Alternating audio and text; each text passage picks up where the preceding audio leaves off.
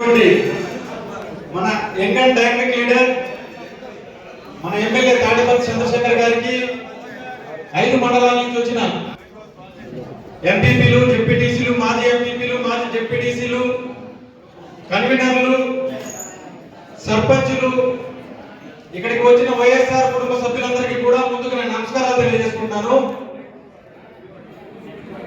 ఈ రోజు మనం ఈ ప్రోగ్రామ్ ని అంబేద్కర్ ఆడిటోరియంగా చేసుకుంటున్నాం. అంబేద్కర్ గారు ఆ రోజు రాజ్యాంగాన్ని రచించినప్పుడు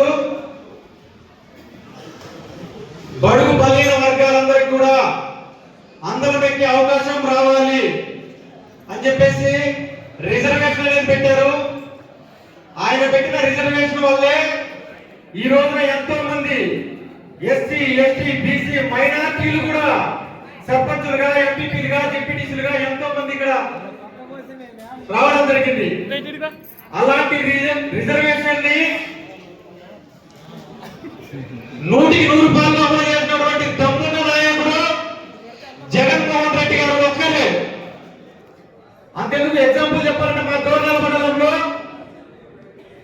ఎస్సీ మహిళ సర్పంచ్, ఎస్టీ మహిళ జెడ్పీటీసీ, బీసీ మహిళ ఎంపీపీ, మైనార్టీగా వైస్ సర్పంచ్ కూడా ఉన్నారు. అంటే ఎస్సీ, ఎస్టీ, బీసీ మైనార్టీలతో పాటు ఓసీలు అందరూ డెవలప్ అవ్వాలి, అందరికీ పదవులు అనుభవించాలి అని ఆ రోజు రాజ్యాంగాన్ని రచించినటువంటి అంబేద్కర్ కలలు కన్న ఆ గ్రామ స్వరాజ్యాన్ని, ఆయన కలలు కన్న కలల్ని సాకారం చేసిన ఏకైక నాయకుడు జగన్మోహన్ రెడ్డి గారు. జగన్మోహన్ రెడ్డి గారు గన్ అయితే తాటిపత్తి టీ ఫర్ తూట. జగన్ గారు వదిలినటువంటి తూట తాటిపత్తి చంద్రశేఖర్ గారు. మనందరం కూడా ట్రిగ్గర్ లాంటి వాళ్ళం. ట్రిగ్గర్ ని ఎంత గట్టిగా నొక్కితే మన తాటిపత్తి చంద్రశేఖర్ సార్ అంతా వేగంగా దూసుకెళ్తారు. అదేవిధంగా మన త్రిపురాంతకంలో ఎంపీపీ పదవి విషయంలో, ఆళ్ళ ఆంజనేయ రెడ్డి గారి విషయంలో సృజన గారిని ఎలా మేనేజ్ చేశారు, అన్నని ఎలా ఎంపీపీగా మన మధ్యకు మళ్ళీ తీసుకొచ్చారని మనం అందరం చూసాం. సర్పంచ్ గా చేశాము, 5 సంవత్సరాలు అయిపోయింది. సరే, జగనన్న ఒక నిర్ణయం తీసుకున్నాడు, ఆయన ఎలా చేయాలనేది అలా చేసుకుంటూ వెళ్ళాడు. కానీ ఇప్పుడు జగనన్న ఎలా ఉన్నాడు, ఏం ఆలోచిస్తున్నాడు, ఎలా చేస్తున్నాడు, ఊరికి ఒక 70 మందిని తీసుకొని వాళ్ళకి ఐడెంటిటీ కార్డులు జారీ చేయడమే కాకుండా వాళ్ళందరినీ ముందు వసూలు పెట్టి పరిపాలన కొనసాగిద్దాం, మనం అధికారంలోకి వస్తామని చెప్తా ఉన్నారు. సరే, రిజర్వేషన్ పుణ్యమని మనందరికీ కూడా పనులు వచ్చాయి. 40 సంవత్సరాల నుంచి ఏ పని రాకుండా తెల్ల చొక్కా ఏడుకొని తిరుగుతున్న వాళ్ళని ఇంకా మనం చూస్తూనే ఉన్నాం.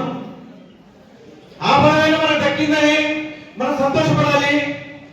5 సంవత్సరాలు మనం పదవి నడిపించాం, అయిపోయింది అనుకోవడం కాకుండా తర్వాత నుంచి మన పార్టీని భుజాల మీద ఎత్తుకొని ముందుకు తీసుకెళ్లాల్సిన బాధ్యత మనందరికీ ఉంది.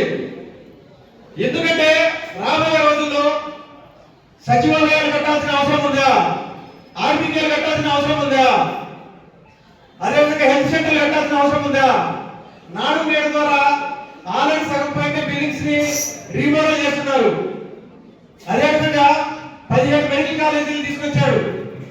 ఎన్నో హార్బర్ పోర్టులు అన్ని డెవలప్మెంట్ ఎంత చేయాలో అంత జగనన్న చేశాడు. జగనన్న చేసిన ఆ డెవలప్మెంట్ ని, అభివృద్ధిని ఓర్చుకోలేకనే ఈ రోజు చంద్రబాబు మెడికల్ కాలేజీ కూడా ప్రైవేట్ పరం చేయబోయాడు. రేపొద్దున రాబోయే ఎలక్షన్స్ లో సర్పంచుల్ని 100% మనం ట్రిగ్గర్ లాగా ముందుండి ఎంత ముందుకు తీసుకెళ్తే తూటలాగా మాటల్లోనే కాదు, సారు గెలిపించడంలో కూడా అంత ముందుకు తీసుకెళ్తారని తెలియజేసుకుంటూ ప్రతి ఒక్కరికి ఇక్కడికి వచ్చేసినందుకు ధన్యవాదాలు తెలియజేసుకుంటూ సెలవు తీసుకుంటున్నాను.